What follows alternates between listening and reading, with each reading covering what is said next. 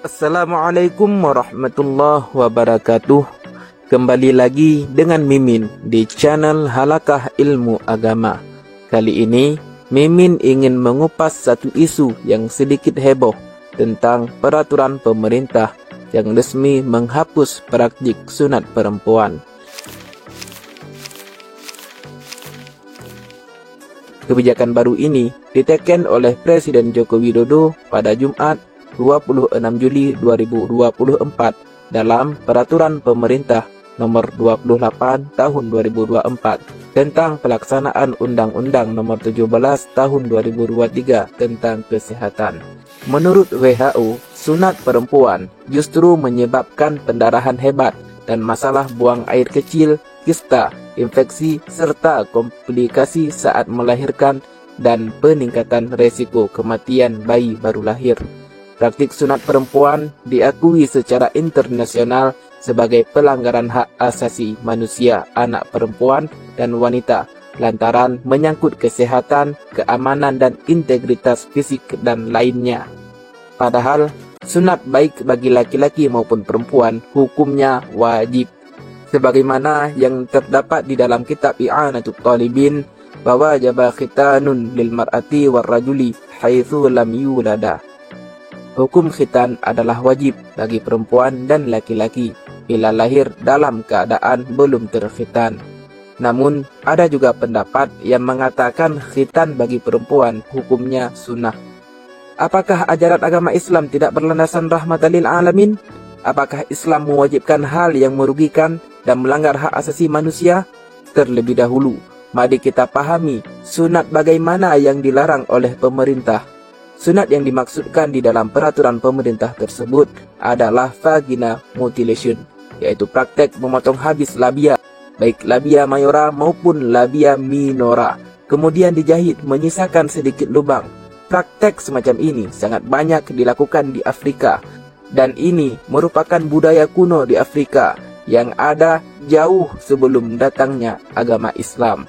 Harus diakui, praktek semacam ini jelas melanggar HAM dan mengancam kesehatan perempuan. Semenjak diutusnya Rasulullah SAW, beliau dengan tegas melarang praktek tersebut.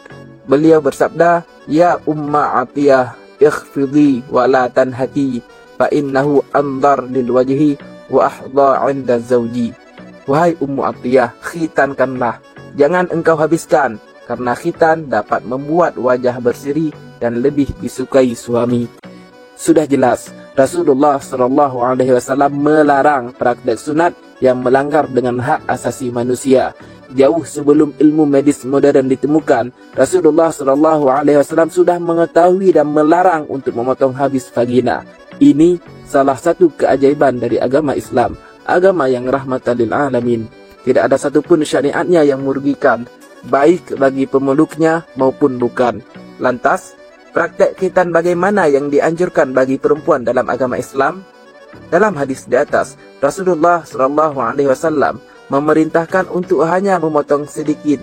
Syekh Nawawi Al-Bantani di dalam kitab Nihayatul Zain halaman 358 berkata, dan khitan bagi wanita yaitu memotong sebagian dari daging yang berada paling atas farji, tepatnya di atas lubang keluarnya air kencing, yang mana daging tadi mirip cengker ayam, dan daging tersebut dinamakan bidir.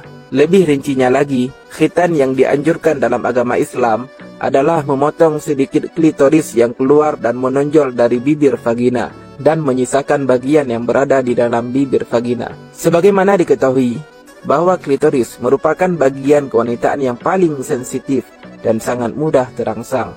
Rangsangan itu akan langsung bangkit bila disentuh ataupun tersentuh. Bila bagian klitoris dibiarkan menonjol dan tidak diratakan, tentu saja sangat mudah tersentuh oleh benda lain, sehingga membangkitkan nafsu birahi yang tidak terkontrol. Bila nafsu birahi sudah bangkit, tentu saja otak tidak akan berfungsi, dan wanita itu akan melakukan hal yang hina. Islam adalah agama yang suci, yang meninggikan martabat wanita. Islam tidak ingin seorang wanita melakukan hal-hal hina, sehingga agama Islam menganjurkan untuk meratakan dan memotong bagian prepus yang menonjol saja dan tetap menyisakan bagian klitoris bagian dalam. Hal ini tentu saja akan membuat perempuan dapat lebih mengontrol nafsu birahinya tanpa membinasakan gairah birahi tersebut. Bahkan, di dalam Islam melarang memotong habisnya karena akan menghilangkan kenikmatan seksual yang padahal itu merupakan hak setiap manusia. Dari apa yang sudah Mimin sampaikan, Mimin harapkan kepada seluruh pendengar agar dapat mengambil sikap yang bijak mengenai peraturan pemerintah tersebut. Dan tentunya harus sadar bahwa agama Islam tidak mengajarkan kekerasan dan pelanggaran hak manusia. Bahkan hal itu dilarang keras. Khitan baik kepada laki-laki maupun perempuan tetap harus dilakukan dan juga mesti mengikuti prosedur yang sesuai dengan syariat Islam yang rahmatan lil alamin. Jangan sampai kita mencampur aduk antara khitan yang diajarkan Rasulullah dengan budaya memotong habis vagina. Wallahu a'lam bishawab.